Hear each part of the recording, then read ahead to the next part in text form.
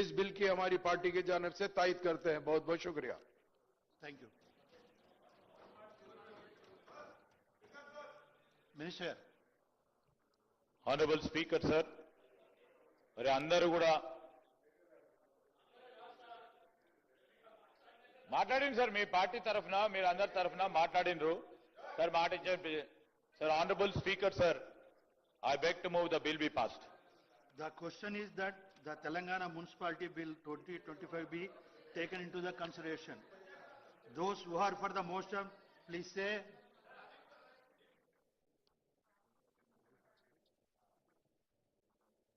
Those who are against, please say no.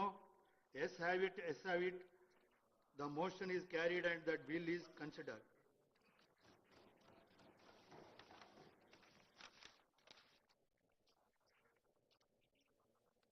I shall now put the clause to vote. There are no amendments to clause 2, clause 1, enacting formula and long title, and they are before the House. The question is that those who are for clause 2, clause 1, enacting formula and long title, please say yes. Those who are against, please say no. Yes, have it, yes, have it. The clause 2, clause 1, enacting formula and long title do stand part of the bill.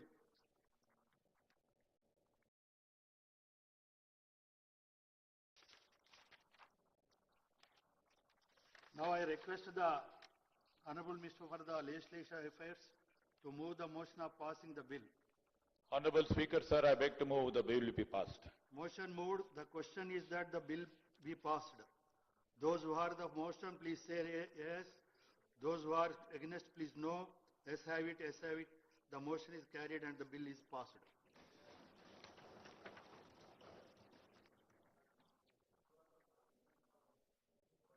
I request the Minister for the Panchayat Raj to move the motion for the leave to introduce the Telangana Panchayat Raj Bill 2025.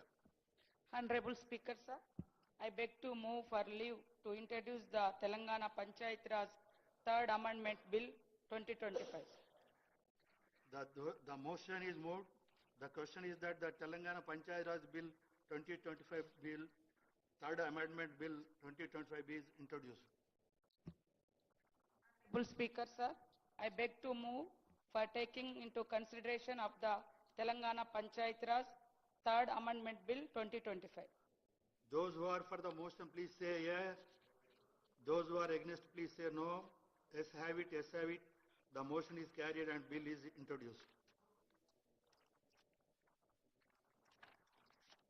I request the Minister for the Panchayat Raj to Sir, move ఈరోజు ఈ bill యొక్క ఉద్దేశం బీసీలకు స్థానిక సంస్థలలో 42% reservation కల్పిస్తూ నేడు పంచాయతీరాజ్ చట్ట సవరణ బిల్లును ప్రతిపాదిస్తున్నాం.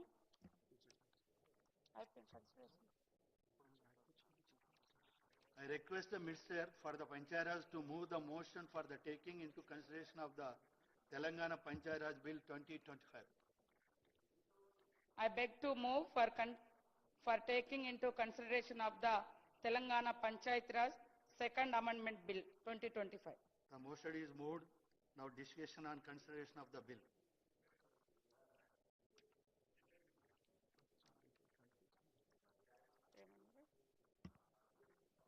పంచాయతీరాజ్ స్థానిక సంస్థలలో 42% రిజర్వేషన్ కల్పిస్తూ చట్ట సవరణ బిల్లును ప్రతిపాదిస్తున్నాం సార్.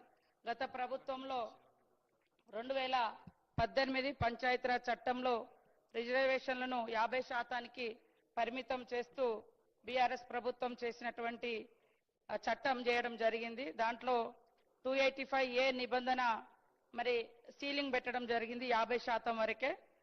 దాన్ని మరి ఆ చట్ట సవరణను ఆ సీలింగ్ ని ఎత్తివేస్తూ ఈ రోజు యొక్క బీసీలకు మా ప్రభుత్వం ఏదైతే కట్టుబడి ఉందో 42% రిజర్వేషన్ స్థానిక సంస్థలలో ఉద్యోగ ఉపాధి అవకాశాలలో కల్పియాలని దాన్ని ఈ రోజు మరి చట్ట సవరణ ద్వారా తీసుకురావడం జరుగుతా ఉంది సార్. ఇప్పటిదాకా కూడా చాలా డిస్కషన్ చేయడం జరిగింది.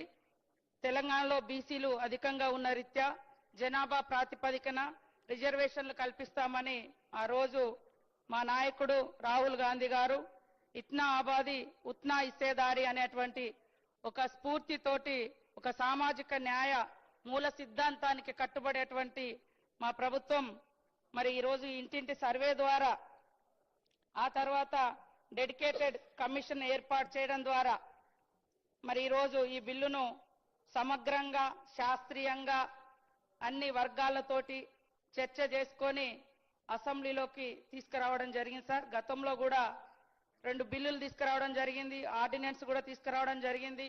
ఇవన్నీ కూడా చాలా రోజులుగా మరి రాష్ట్రపతి దగ్గర పెండింగ్ లో ఉండడం జరిగింది. కాబట్టి ఈరోజు మళ్ళీ అందరి సమక్షంలో ఈ సమావేశంలో ఈ యొక్క సవరణ బిల్లును తీసుకొస్తున్నాం. కాబట్టి మరి అన్ని పక్షాలు బీసీల ప్రయోజనాలను ఆర్థిక సామాజిక రాజకీయ ప్రయోజనాలను దృష్టిలో పెట్టుకొని ఈ చట్ట సవరణ బిల్లును ఆమోదించాల్సిందిగా కోరుతా ఉన్నాం. కేటీఆర్ గారు. అధ్యక్ష, ముందుగా గౌరవ మంత్రి గారు ప్రవేశపెట్టిన ఈ చట్ట సవరణ బిల్లుకు మా పార్టీ తరపున బీఆర్ఎస్ పార్టీ తరపున సంపూర్ణంగా మద్దతు తెలుపుతున్నాం అధ్యక్ష. సంపూర్ణంగా స్వాగతిస్తున్నాము. తప్పకుండా బలహీన వర్గాలకు మరి మనకు రాజకీయ ప్రాతినిధ్యం పెరగాలి అనే ఆలోచన ఏదైతే ప్రభుత్వం చేస్తుందో దాన్ని స్వాగతిస్తున్నాం. అయితే మంత్రి గారు మాట్లాడుతూ రాజకీయ సామాజిక ఆర్థిక అన్నారు అధ్యక్ష. నాకు తెలిసినంత వరకు ఈ బిల్లులో కేవలం రాజకీయ అవకాశాలకు సంబంధించే ఉంది తప్ప ఇందులో మరి సబ్ ప్లాన్ పెట్టి కనీసం డబ్బులు ఇచ్చినట్టయితే లేదా మీరు బీసీ డిక్లరేషన్లో చెప్పినట్టు మిగతా ఆర్థిక పరమైన అంశాలు ఏమైనా ఉన్నాయని చూశారు అధ్యక్ష. బిల్లు అయితే ఏం లేవు. మరి సామాజిక ఆర్థిక అన్నారు అధ్యక్ష. అది కూడా బీసీ సబ్ ప్లాన్ కూడా తొందరలోనే ప్రత్యేకంగా అవసరమైతే ఒక సమావేశం పెట్టి బీసీ సబ్ ప్లాన్ కూడా పెట్టాలి అని చెప్పి కూడా రాష్ట్ర ప్రభుత్వాన్ని తమరి ద్వారా నేను కోరుతా ఉన్నా అధ్యక్ష. అయితే అధ్యక్ష, ఈ సందర్భంగా మా పెద్దలు మా గౌరవ మాజీ మంత్రివర్యులు బలహీన వర్గాల సంక్షేమ శాఖకు మంత్రిగా పనిచేసిన అంగుల కమలాకర్ గారు చాలా విషయాలు చెప్పారు. న్యాయపరమైన శాస్త్రీయంగా చేయండి, న్యాయపరమైన చిక్కులు లేకుండా చేయండి అని వారు చాలా విషయాలు చెప్పారు అధ్యక్ష. దాంతోపాటు ఇంకా ఒక 2-3 అంశాలు మా పార్టీ తరఫున, ఎందుకంటే మున్సిపల్ చట్టాన్ని సవరిస్తున్నప్పుడు వారు మాట్లాడారు. పంచాయతీరాజ్ మంత్రిగా నేను గతంలో కొంతకాలం పనిచేశాను అధ్యక్ష. కాబట్టి నా అనుభవంతో వారికి కొన్ని సలహాలు సూచనలు కూడా నేను చేయాలనుకుంటా ఉన్నా అధ్యక్ష. అధ్యక్ష, మా పార్టీ కొత్తగా ఈరోజు బలహీన వర్గాల సంక్షేమం గురించి ఈరోజు మాట్లాడడం లేదు అధ్యక్ష. పెద్దలు కేసీఆర్ గారు 2004వ సంవత్సరంలో ఆనాడు యూపీఏ ప్రభుత్వంలో ఆనాడు కాంగ్రెస్ పార్టీతో మేము పొత్తు పెట్టుకున్నాం అధ్యక్ష. పొత్తు పెట్టుకున్న తర్వాత ఆ రోజు యూపీఏ ప్రభుత్వంలో భాగస్వామిగా కూడా దాదాపు సంవత్సరంన్నర కాలం మంత్రిగా కూడా కేంద్ర కేబినెట్ మంత్రిగా కూడా కేసీఆర్ గారు పనిచేసినారు. ఆ సమయంలో అధ్యక్ష 2004 డిసెంబర్ 17 నేను డేట్తో సహా చెప్తా ఉన్నాను. ఆ రోజు కేసీఆర్ గారు ఇక్కడ తెలంగాణ నుండి ఆనాడు ఆంధ్రప్రదేశ్ నుండి మన బలహీన వర్గాల సంక్షేమ నాయకులు ఎవరైతే ఉన్నారో బీసీ సంక్షేమ సంఘం జాతీయ అధ్యక్షుడిగా ఉన్న ఆర్ కృష్ణయ్య గారిని వారి ప్రతినిధి బృందం మొత్తాన్ని కూడా ఆ రోజు ప్రధానమంత్రి మన్మోహన్ సింగ్ గారికి ఫోన్ చేసి వారి కార్యాలయానికి ఫోన్ చేసి అపాయింట్మెంట్ తీసుకొని, సార్ బలహీన వర్గాల సంక్షేమం మీద మాట్లాడాలి, మీరు కొద్దిగా సమయం ఇవ్వండి, ఏదో మెమరాండం ఇచ్చి 5 నిమిషాల్లో పోవడానికి కాదు, మాకు కొద్దిగా సమయం కావాలి అంటే ప్రధానమంత్రి మన్మోహన్ సింగ్ గారు కూడా టైం ఇచ్చినారు అధ్యక్ష. దాదాపు 45 నిమిషాలు టైం ఇస్తే గంటన్నర పాటు సమావేశం జరిగింది అధ్యక్ష. ఈరోజు మన బీసీ కమిషన్ మాజీ చైర్మన్ గా ఉన్న వకులాభరణం కృష్ణమోహన్ రావు గారు కూడా అందులో ఉన్నారు ఆ ప్రతినిధి బృందంలో. అట్లాగే ఆర్ కృష్ణయ్య గారు, వీరందరూ కూడా ఉన్నారు. ఆ రోజు కేంద్ర మంత్రిగా కేసీఆర్ గారు డిమాండ్ చేసింది అధ్యక్ష ఆనాటి ప్రధానమంత్రి గారిని, సార్ ప్రతి రాష్ట్రంలో బలహీన వర్గాల సంక్షేమ శాఖ ఉంది, బీసీ వెల్ఫేర్ మినిస్ట్రీ ఉంది, దానికి బడ్జెట్ కేటాయింపులు ఉన్నాయి. ఆ రకంగా బలహీన వర్గాల సంక్షేమం కోసం ప్రతి రాష్ట్రంలో భారతదేశంలో ఏదో కార్యక్రమం జరుగుతూ ఉంది.